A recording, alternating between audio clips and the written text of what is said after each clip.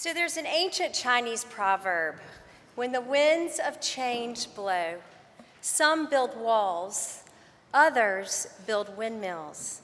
I have a confession. I struggle with change. It's my spiritual Achilles heel. I've built more walls than windmills in my response to changing circumstances of my life. I fear the unknown. I'm sure I'm not alone in this admission.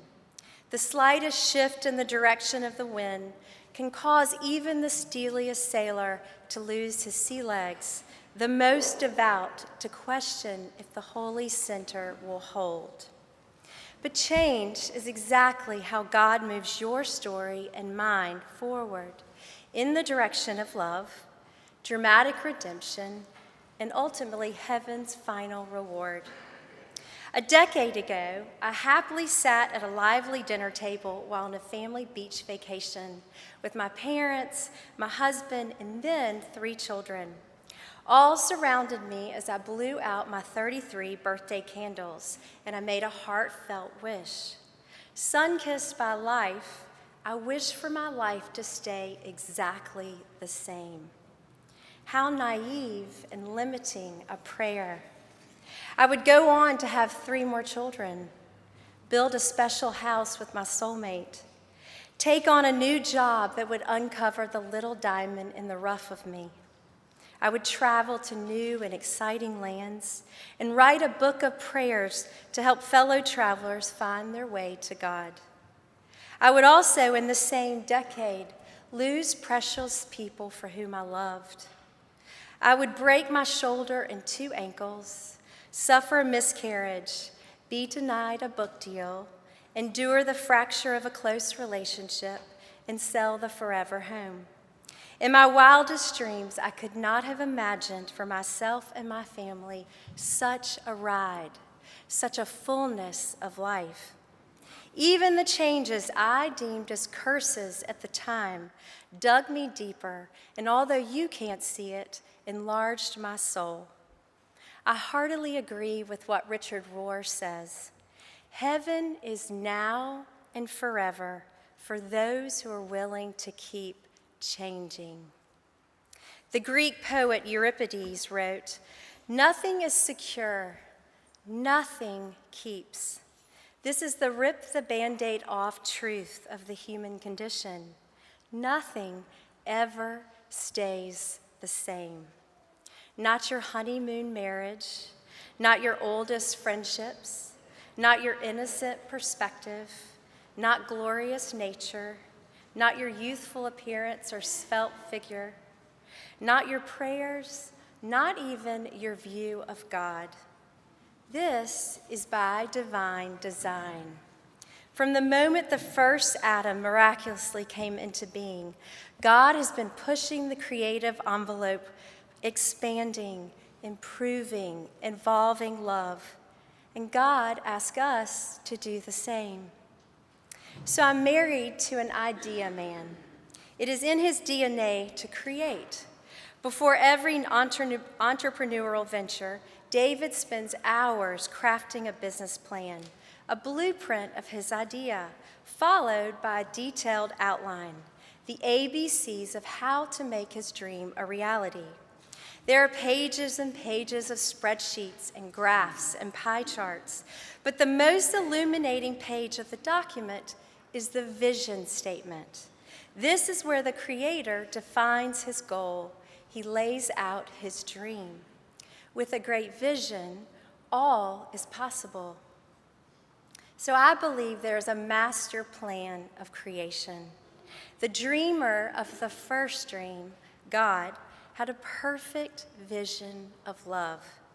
God exclaimed to the heavens above and the blessed earth, "Watch what my love can do." You see, love grows things. It opens doors. It heals hearts. It redeems brokenness. It resurrects and renews. It expands the universe. It has no end.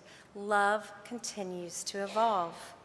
So 14 billion years later, love is as powerful as the moment God first gave its spark. Wherever love is present, there is life and possibilities. Love sees no end, only perfect salvation. My husband David says, a great idea is important, but only half the battle. You then need a leader, one who will do whatever it takes to achieve the mission. Our God is not a distant and ambivalent leader, but is in the thick of his creation. The moment his vision was set into motion, the Almighty tunneled into the trenches with us. The book of Job, chapters 38 and 39, proclaims God is in all things, from the way the foundation was laid upon the earth, to how the hawk soars, to the location of the ordinances of heaven, how the ostrich is to lay her eggs on the ground to best be protected, and the exact hour the mountain goat gives birth. In modern terms, God is in the details. And then there's you and me and our delicate hearts. God says, I am with you always. I will watch over you wherever you go.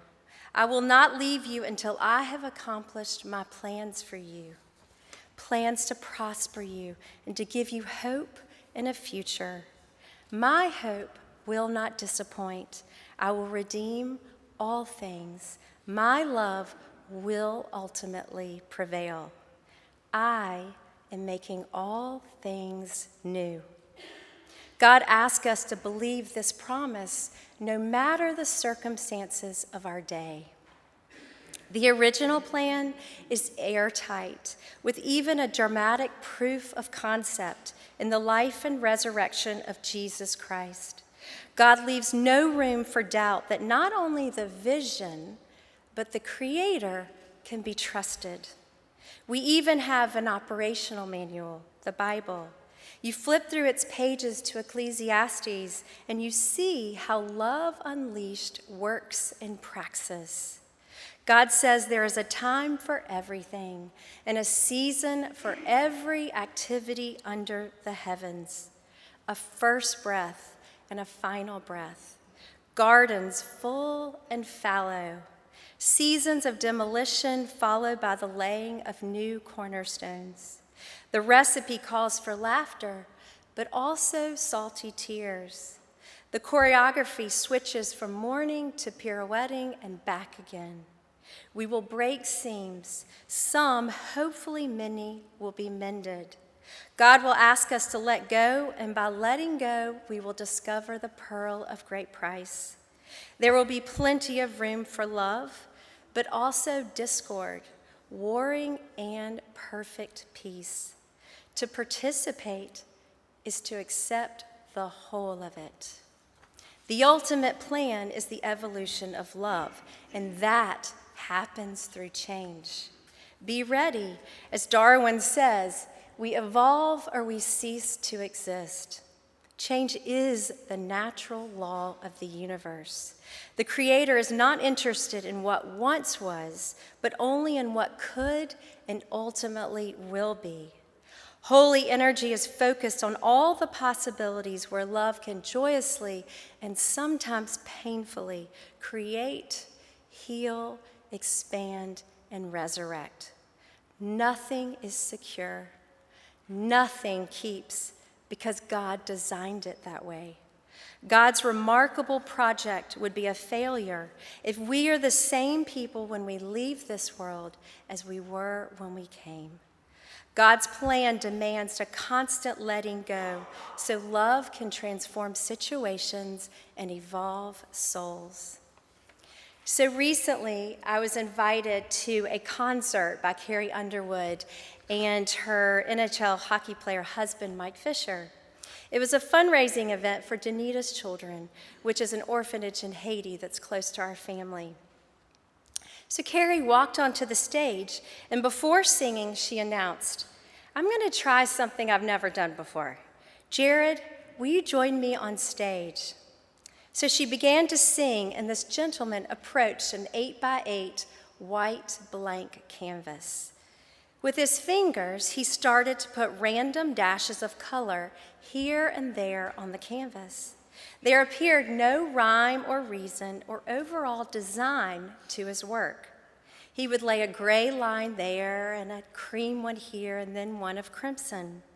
Jumping from one side of the canvas to the next, painting random lines and squiggles, and Carrie just kept singing. People started to whisper around my table, what in the world could he possibly be painting? His work made no sense. We could not connect the dots. Lots of brushstrokes went haphazardly across the canvas. Carrie came to the crescendo of Jesus Take the Wheel, and I could not make out the artist's intent. At the last refrain, he put up 3 final brushstrokes, and then he stepped away from the work. Suddenly, the room went quiet. It was a face, the face of Christ, a portrait of love. So what if every change of our lives, the good and the bad, the hard and the welcomed, the horrific losses and the celebrated gains, the dark spaces and the epiphanies of light, in the end, serve to paint a discernible picture of goodness? Each of us is a work of art that blows the mind and imagination and creativity. All the brushstrokes of our lives seen together reveal a portrait of love. So this is lofty and lovely until the rubber meets the road, until the winds start blowing 100 miles per hour around us and change is on the horizon. We are creatures of comfort. All we want to do is stop the earth's too fast spin. A change, minute or titanic, is a survivor's sport. Even when the change is welcomed, like a new baby, or a promoted job, or a new town to call home, or a new dream, or a much-needed cultural and moral shift, each avenue means we have to let go of something to make room for a new reality. All change is followed by a period of grief, because it's difficult to forego what we know for the unknown. So we angst, and we backpedal, and we hurt, and we even curse God, begging for things to return the way they were before. Time spent in this strange land between what once was and what will next be is a spiritual purgatory. These are soul-searching and stretching times. There's a true remapping of reality. But God does not allow us to stagnate. He keeps us moving forward. The unknown is known to God. So I'm a fan of Nashville's treasured singer-songwriter John Prine. His lyrics speak the truth to me. I especially love this one. That's the way that the world goes round. You're up one day, the next you're down. It's a half an inch of water. You think you're gonna drown. That's the way that the world goes round. So that is the first and only time I will ever sing again. Nothing goes exactly as you or I would like. Change takes us to a new place, a new perspective, a new faith. John Prine has been up. He has won almost every award you can win in the music world. At 72, he's just released his most acclaimed album, The Tree of Forgiveness, and played to a sold-out crowd at Carnegie Hall. But he might know even more about the down. You see, John Prine has spent as much time fighting bouts of cancer as strumming his guitar, but his spirit has never stopped singing. He would tell you it's taken all the ups and the downs to bring him to where he is today. John Prine signed up for God's vision. Have you? There is the ultimate change that we must all face, and that is physical death. It is the specter that haunts our existence. My mom recently shared a story of a family friend in Spartanburg who's in his 80s, and he'd led a very full life. On his deathbed, he was smiling, and he said, "I remember when I was supposed to go to first grade. I absolutely did not want to go. On the night before, I kicked and I screamed about it, begging my mother to let me stay with her, with my dog and my favorite truck. But there was no avoiding it. Mother said, 'You're going tomorrow,' and I would have to obey. But the strangest thing happened. I got to first grade, and it was the most marvelous experience. School became better than anything I'd ever done before. How could I have not wanted this? Nothing before compared." He paused and smiled. "I think it's going to be just like that when I die. First grade again." Remember God's vision statement. "I am making all things new. All of my creation will ultimately come together for good." Love is the vision, the mission, the adventure, and the absolute guarantee. What will your response be? Will you fold or fly? Resent or adapt? Self-rely or faith depend? Build a wall or a windmill? The most successful human beings are the ones who accept and then they adapt to life's changing circumstances. And then they do it again and again and again. God programmed us to evolve. It's the ego that gets in the way of us enjoying the ride and hastens our spiritual becoming. It fears what it doesn't know or can't control. The ego causes us such a lot of misery. It's short-sighted with no shining vision. The soul, on the other hand, calmly knows there's really no end. It is curious, excited even, to see what God has in store next. Nothing is wasted, and everything comes together for good. No change, no progress. The soul lives not fear to fear, but hope to hope. If you take with you one necessary truth today, let it be this. Malachi chapter 3, verses 6. "I, your God, do not change." And then again in Hebrews chapter 13, verses 8. "I am the same yesterday, today, forever." God is our certainty in the uncertainty, our tether, our life preserver, our CEO of hope, our center that will forever hold.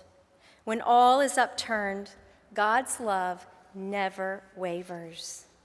Mahatma Gandhi said, "I do dimly perceive that while everything around me is ever changing, ever dying, there is underlying all change a living power that is changeless, that holds all together, that creates, dissolves, and recreates.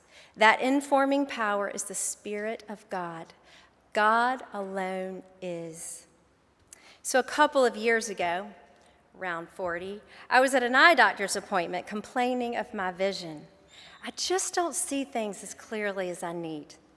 My wise doctor, now retired, responded, "You're going to have to face reality, Farrell. Your eyesight, your life experience, and your perspective are going to change as the years pass. Don't fret. Just commit to continuously adjusting your prescription, and you'll see what you need to see and get where you need to go." God asks us to take the long view, the divine view.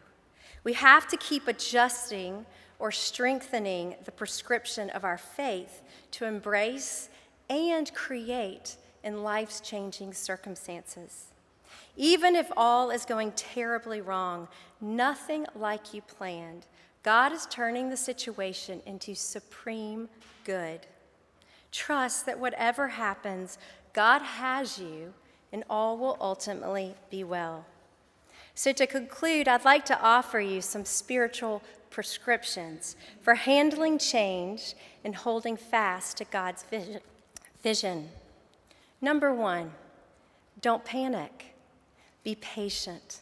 Allow God to touch your soul in as many ways as possible while you're here. Number 2, gratitude must be the mantra, and resilience, your survivor skill. There's always a path forward. Always. God promises it. Number 3, manage expectations. It's never as bad as you think or as good. Ask God to surprise you. Spend less time avoiding, fighting, or running from change, and more time mining the experience for clues as to what God needs you to see. Number 4, reach out for support. More than likely, one of us has already traveled this path and can give you wisdom and encouragement to help you see your way through. Number 5, read the Psalms. They are a balm for the soul. Number 6, go to nature. For me, the trees beautifully mirror how to take life's changes in stride. Number 7, help someone else faced with a life change and stand in the winds beside them. And finally, remember what Tony Robbins said. Stop being afraid of what could go wrong and start being excited about what could go right. Oh, the places your soul and mine are meant to go. God is painting the portrait as we speak. Amen.